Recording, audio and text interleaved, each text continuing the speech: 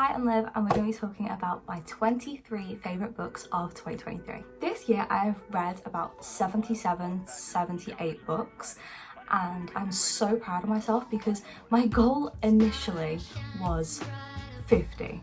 Well, my first goal was 10 actually, and then it was 40, 50, 60. I just kept pushing it up, so I'm very proud of myself. Even though I didn't get to 80, I'm still massively proud of myself. I've only just started reading this year, so I just think that's amazing that I've read 78 books. I'm going to tell you a couple things about it, maybe like a couple tropes and maybe like one or two words that describe little parts of the book that are like included in the book. Number one on my list is Twisted Love by Anna Huang. Now this book I gave a 4.5.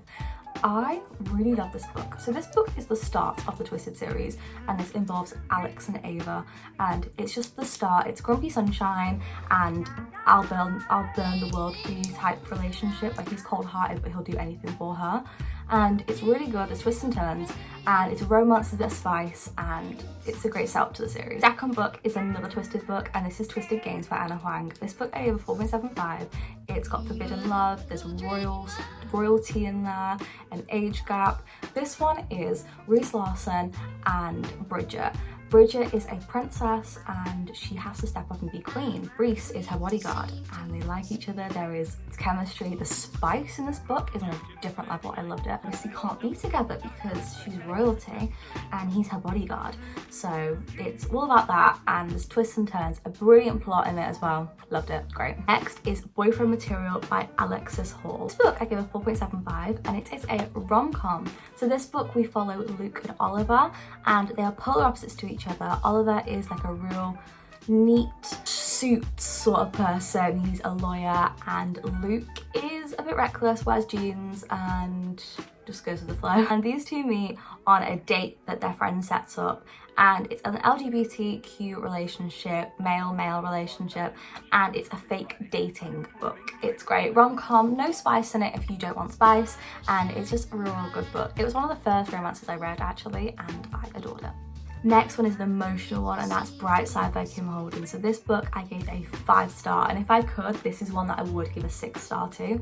This book is incredibly emotional, and so we follow our main character, and she is called Kate, and she bumps into a guy at the coffee shop at the new university she's going to, and he is called Keller. There are sparks and they have this vibe between them, but she doesn't want to, make anything of it because she doesn't want to lead him on. And they both have a secret, and when they come out they couldn't be more different to each other, these secrets. And it's such an emotional read, heartbreaking, heart-shattering, and I was sobbing for days. Still, even thinking about it, the other day I cried about it because I was just, it really hit me. And it's a brilliant book if you want a emotional book. It's also beautiful though at the same time, like it's everything. Next is The Takeover by T.L. Swan. So this book is a part of a series which is called the Miles High Club, and this book series focuses around these brothers who own the Miles Company, which is like a newspaper company, and there are different branches of it. There's 3, I think there's one in Germany, one in England, and one in America. I gave it is the second book. So the second book I gave a 4.75. Are following him, and we're also following the woman that he is trying to pursue. And the tropes in this book are single mum, billionaire, rival companies. So she has a company that her late husband used to own, and she's also wanted to pass it down to their sons, and she's got 3 sons. He is wanting to help her, this other guy, and he's a billionaire. He wants to help with the company and he wants to help with her, and he really likes her, but he has to win over the sons, who are menaces. Like, they are insane. It's just really sweet as well, which I loved. You've Reached Sam is my number 7, and this book is by Dustin Theo. This book I gave a 5-star. Oh my god, this book I think about all the time. Emotional. So this book is a final goodbye. It follows Julie and Sam, but we're following Julie the whole time, and Julie's boyfriend passed away in a car accident not long ago, and they didn't even graduate high school, and they had so many plans of what they were going to do in the future, colleges they were going to attend, where they were going to live and everything, and they never got to experience it together because Sam died in the car accident. And it's all about Julie going through the grief and the loss of losing her boyfriend, and never wanting to move on as such, but also not wanting to see his stuff anywhere near her because it just sets her off. and she calls his voicemail one last time to hear his voice, and he picks up the phone. It's kind of supernatural in a way because she's able to talk to him on the phone, but every time they talk on the phone the connection gets weaker because she shouldn't be talking to somebody from beyond the grave. So heartbreaking, but it's beautiful, and the whole point of the book is we're watching Julie finally come to terms with her grief and move on, because she needs to, because she's only 17 in this book. About 17, sorry. Really emotional. Next is Love and Other Words by Christina Lauren. I gave this a 4.75. This has my favourite trope in it, and it is childhood friends to lovers. So we're following a dual timeline, and this dual timeline is 15 years ago and now. Our main character, we know, left her boyfriend 15 years ago and never told him exactly why she left, and just ran away. We find out about how the boyfriend isn't just a boyfriend, that they met when they were like 8 and they've always been family friends, and the spark and everything, and we watch them slowly fall in love whilst we also watch them reconciliate. And as the stories meet the timelines, we see a thing that happened at the same time as her explaining to him in the now why she left. So emotional. The reasoning for her leaving is, oh my god, so heartbreaking, but then the truth of it comes out. My heart stopped. I will say this book, if you want to read this book, I would look at reviews afterwards, because something happens and the writer doesn't explicitly call it what it is and tries to like lessen what it is, which really annoyed me, which is why it's a 4.75 and not a 5. But look up reviews on Goodreads and people will explain what it is, because at first I finished and I was like, what? And then I read the reviews and I was like, oh my god, you're kidding me. So yeah, it'll make sense. That makes no sense without reading the book, but you'll get it if you read the book. The next is another emotional read. Like, I did all these in a video, so like, I just love these books. This is The Things You Leave Unfinished by Rebecca Yarros. So she is the one who wrote Fourth Wing, by the way. Her writing style is brilliant. It's another emotional read. It's dual timeline and dual perspective. We have the now and we have the then, and the now is this woman's trying to get her grandma's memoirs like published. It was like her last one. The past is World War II, so it's dual perspective, dual timeline, as I said, and it's emotional, and we're watching the love between the grandma and Jameson, who was a American pilot in the war, and at the same time we're watching our main character, fall in love with the guy who's helping to write this book. It's really good, really emotional, and loads of withheld information, twists and turns. Brilliant, loved it, amazing. Rarely see anyone talk about it as well, and it's a third star for me. Next was the Cat and Mouse Duet by H.G. Carlton. So I did put these two books together, Haunting and Hunting Adeline, because they link so well. I couldn't read the first one and then move on to another book. I had to read the second one straight after because they link that much. Like, you have to find out what happens. The cliffhanger's too much. So this book series, I gave a 5 star. I loved it. Incredibly triggering, and I would definitely look up trigger warnings. It is a dark romance. So it follows Zaid and Adeline. Zaid is a stalker for Adeline and he wants her, and Zaid also works as a person trying to help people who've been human trafficked and stop that from happening to people. Second book, Adeline gets taken and he is hunting to find her and save her. It's brilliant. The books show obviously spice and everything, and it's so morally grey, and when she's taken, it's heartbreaking. I was crying, and the healing process of Zaid trying to help Adeline and heal her after everything, it's just everything. Would definitely recommend, but it is definitely one that takes a toll on you, so trigger warnings are a must. Next is Icebreaker, and everyone spoke about this book. This book by Hannah Grace. I love Icebreaker. It is, I was gonna say, it's basically smart. It's spice, but with extra spice. It's crazy. And it's a hockey romance. The boyfriend is protective, Nate Hawkins, and it's also enemies to lovers. So Nate Hawkins is a hockey player and Anastasia is a figure skater. They have to share an ice rink because the hockey player's ice rink was ruined. Someone turned off the ice or something and they basically ruined the hockey rink, so they have to share. Anastasia and Nate are having to spend more time together, and they fall for each other. Nate is a former bad boy who sleeps with loads of people, and he wants to change for Anastasia. He wants to be with her. Anastasia doesn't really do relationships because she's just so busy all the time with her skating, and it's brilliant. They both have like pasts, and it's just so many twists and turns. I loved it, and I loved the fact that Nate was the type of boyfriend who would listened to Anastasia and he would trust her no matter what. I loved it. My Dreams I Hold a Knife is number 12, and that was a 5-star for me. Oh, I've got to say, Icebreaker was a 4.75. My Dreams I Hold a Knife is a 5-star, and this book was phenomenal. This book's by Ashley Winstead. It's a mystery and there are secrets. So there are a group of friends and one of their friends died in college, and this is years later. They're all being asked to come back for a reunion, a college reunion, and the brother of the girl who died is trying to find out which one of them killed her, because she was murdered. We don't know who, but we know that somebody did it. All secrets come out about them. Every single person's got a secret and it comes to the surface, and it is brilliant. High stakes, constant stuff happening. It's not just like, it's not loads of flashbacks either. It's when someone's secret's getting revealed, it's them explaining the secret and telling the rest of the friends what the secret is. Yeah, it doesn't get boring basically. Loads of plot twists. Amazing, phenomenal. Good Girl, Bad Blood by Holly Jackson is another 5-star. So this is the second book in A Good Girl's Guide to Murder, and it follows Pip Amobi and Ravi Singh, who was also in the first book. It's just a murder mystery, but this book was my favourite. So far, I've not read the last one, and it was just, the stakes were so high. I loved all the links to past criminal things that have happened. So the link between the current investigation and previous killings that have happened and previous murders. It's just so good. The links and things, I just couldn't put it down. It's a brilliant book. Next is The Fifth Wave, and this is by Rick Yancey.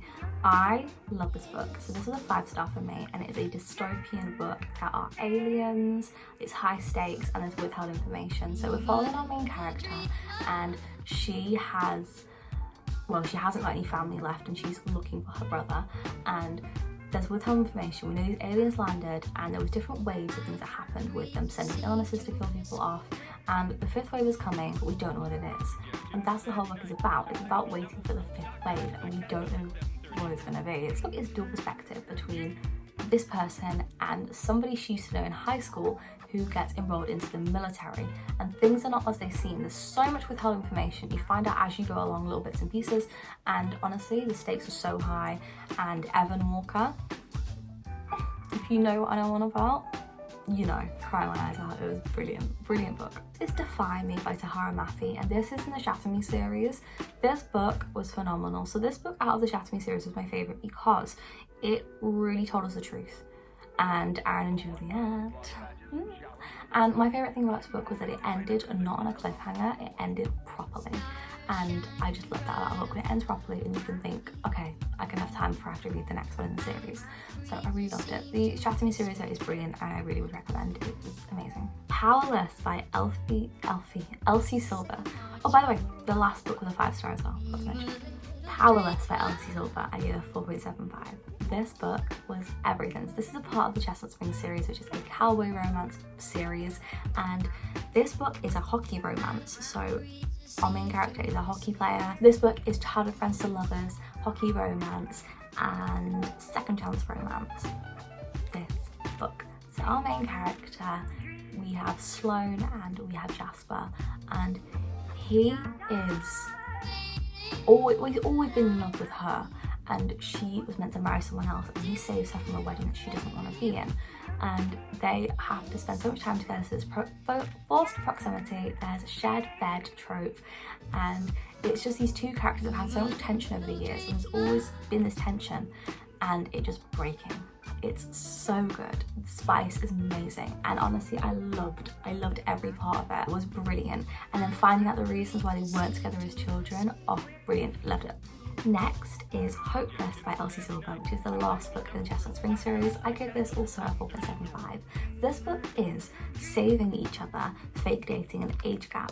So we've got our main characters Bailey and Beau, and Bailey is from a bad family, and Beau is from obviously a prestigious family. Everyone loves basically the cowboy family. They decide that they're going to have an engagement, and basically fake engagement to each other, because they want to see if things can get better for Bailey if she has got the Eaton name behind her, which is Beau's last name, and Beau wants to see if his family will get off his back about moving on and, you know, being able to get better after what he went through because he's a soldier. These two have to spend time together and it's amazing. They fall for each other, and It's brilliant. And also she's somebody who's never been with anyone before, and he is like been with loads of people, so like he's teaching her stuff. And oh, it's a really good book. I really loved it. And it's definitely like saving each other book, because Beau feels like could never be loved because of everything that's happened to him. Like he's broken inside, and Bailey just wants to help, and it's really good. 18 is the Mind F series by St. Abby. This is a 5-star for me. This is a dark book. It's not a dark romance, it's a horror romance. It's amazing. So it's a dark book, it's a revenge book. There are serial killers, police, and there's a chase. So we follow a serial killer, and she starts dating an FBI agent. He's like FBI police officer, and he's on the hunt for a killer, and it's her. He's trying to go out for revenge for this town because something traumatic happened to her years ago. You will need to look at the trigger warnings of this book, because they are incredibly triggering. This book is incredibly triggering. It is so filled with every single trigger warning you could think of, every traumatizing thing, and the details in it are so raw. Like they really tell you the stuff, they don't sugarcoat it. And I was crying so much in this book, and I loved it. It was brilliant. 19 is By a Thread by Lucy Score. This book was a 5-star for me. It's a billionaire romance, and there are themes of family. We're like caring for family. It's a workplace romance, and he can't have her, but he wants her. And also it's a bit of like rivals, enemies sort of going on. It's really good, and I can't really explain it. I did do a video where I read this and I was crying in it. It's just a really good all-rounder good romance book, and I just think that Lucy Score's writing is really good for romances. She also wrote the Knockabout series, and I love her writing style. It's really phenomenal, and no one talks about this book basically, but I don't know how to put it into words without explaining the whole plot, but yeah, it's really good. Next is Terms and Conditions by Lauren Asher. This was a 4.75. I adore this book. So this book is Marriage of Convenience, Grumpy Sunshine, and also he helps with her medical conditions. This guy is Declan, and it's part of the Dreamland Billionaires series, which I did finish in a video. I love this book. Declan is my favourite guy out of the whole Dreamland Billionaires series. Really loved him, and he has to get married and have a baby with somebody in order to get his inheritance. And so his secretary offers to be the wife because he turns down so many people. It just goes from there. It's great, honestly, and seeing them bounce off each other, and he's just so grumpy, and they're constantly like bashing heads. It's just great. And then finding out loads of things, like basically show us that he has always loved her and always fell for her, like since the start he fell first. It's a really good book. I really loved it. They Both Die at the End by Adam Silvera, which was a 5-star. It follows Mateo and Rufus, and they both find out they're gonna die today, and they meet each other on a online app, and they decide they're gonna spend every minute of the day together and basically fulfill each other's wishes because it's their last day to live. They're both really young, they're like 17, and they have so much of their life ahead of them, and it's all gonna get cut short on one day. It's so emotional. It's a male-male relationship. It's a romance, dual perspective, brilliant book. I honestly loved it, and it was just such an emotional read for me, and I was crying my eyes out. I loved that book. Love Redesigned by Lauren Asher is another book. This is a 5-star, and it's childhood rivals, He Fell Harder, and Billionaire. This book was honestly an all-round good book. This book, Love Redesigned, it's a really good book. It reminded me of Elsie Silver's writing in a way. So there's loads of like family elements in this where we see a lot of their families and stuff, and the importance of family is brought up a lot. There is also in this book, we are following our main 2 characters, which are Julian, I think. I actually have not a clue, so I'm just not even going to attempt it. There's these 2 characters, and they have been childhood rivals. They've always kind of competed against each other, and there was a romancing that happened, and then it fizzled out very quickly. Like it got put an end to it. This is years later, and the romance is definitely there, so the spark, and she has come back to town. I think it's Julian and Dahlia, if I'm correct. He is come back to town, and he is thinking, why are you here? And the spark is there still. So they start working on a house and designing it, and they fall for each other. It's close proximity, forced proximity, sorry, and that it's just such a good book. It's so sweet. I can't explain it without like ruining things. Like there are things and you're literally there like, you kept that this whole time, and it is really good. I've next got Fourth Wing by Rebecca Yarros. This was a 5-star for me and I recently read this. So this has dragons, enemies to lovers, high stakes and trials. So this is all a fantasy book. So it's really hard to explain a fantasy book without going on and on. So this book is set in a fantasy world and you can become a dragon rider, scribe or a healer. She has to become a dragon rider because her mum has decided it's going to happen and her mum is the general. She is a very, like her body is very weak and it's not made to be doing things like this. She has to. And she meets Zayden, who is somebody who hates her and she equally hates. Yeah, there's loads of stuff that happens and it's so good. I was kicking my feet, giggling. I did a reading vlog actually on this, so I just honestly adored this book and the hype was real. I've got one last like extra book. So this is The Things You Leave Behind by Lucy Score. This was a 5-star, so I only included this book because the whole Knock 'em Out series was really good. So this book is the finisher to the series and it's childhood friends, friends to enemies, and tension. I love this book so much. The spice was great, the ending was great, and seeing Sloane and Lucian's relationship after seeing it built up in all the other books, I honestly loved the way that we saw it in this final book. I loved all of it. Brilliant book, really excellent execution. I loved the slow burn, it made sense, and very happy on the ending of this whole series. I really loved it. Now the books that were disappointing. So I have 4 books that were disappointing this year, so let's speak about them. My first book is Magnolia Parks by Jessa Hastings. I hated this book. I gave it a 3-star and I found this book was so toxic. So people said to me this was like Gossip Girl, and I have to agree with how toxic it is. The toxicness was definitely Gossip Girl. A lot of it was not, because I didn't enjoy any of this book. It ended on a real sour note. I just didn't like it. It was definitely just not for me. Loads of people love it, but for me that was just not a story that I enjoy. And I didn't know what I was signing up for reading that book, but I just did not enjoy it. I was not happy with the ending. It was just, the characters were too toxic and too flawed in my opinion. Next is If You Had Been With Me by Laura Nolan. I hate this book. I hate this book. I gave it a 2-star push. It was such a boring book for me. You're following this main character and you're following her all the way through her high school years, and honestly, it is boring. And the whole point of it is that her next door neighbour and her used to be friends, and then they stopped being friends, and she's always wanted to tell him how much she loves him. And in the end, something tragic happens to him, and she is just sat there going, if he had been with me this whole time, what would this have been different? I'm not ruining that by telling you that, because it literally gets revealed in the first chapter that something bad happened to him. I hated this book, hated the ending, and I hated what she did at the end. Honestly, all around it, despised this book, and I won't be reading the new one, like the next one's coming out. I didn't like it. Loads of people love it, so if you love it, you love it, but personally I just couldn't, and it annoys me that I couldn't. But next is Silent Patient by Alex Michaelidis. I don't know how to say his last name, so I'm really sorry. This book I've DNF'd actually. I couldn't get through this book and it has put me in a book slump, like no other. I haven't picked up a book in like a week. That's insane. I did not like this book. It was written so poorly in my opinion.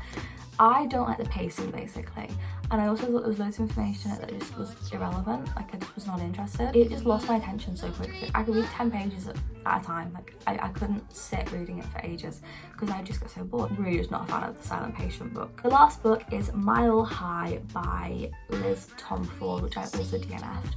This book focused a lot of it on the main character's weight, and I just didn't need to read that. And it was constantly like loads of people that she worked with saying about how like, oh, you're gonna get a uniform that fits you, and her old childhood friends making fun of her weight, and oh, but the guy that she likes, he's not making fun of her weight. What a nice guy he is. No, that's just a decent human being. I didn't like it. And the way this book was set up was like as if he was amazing for like being nice about her weight, which like, you know, it's just expected of a guy. Like I just expect that of you if you're gonna like me.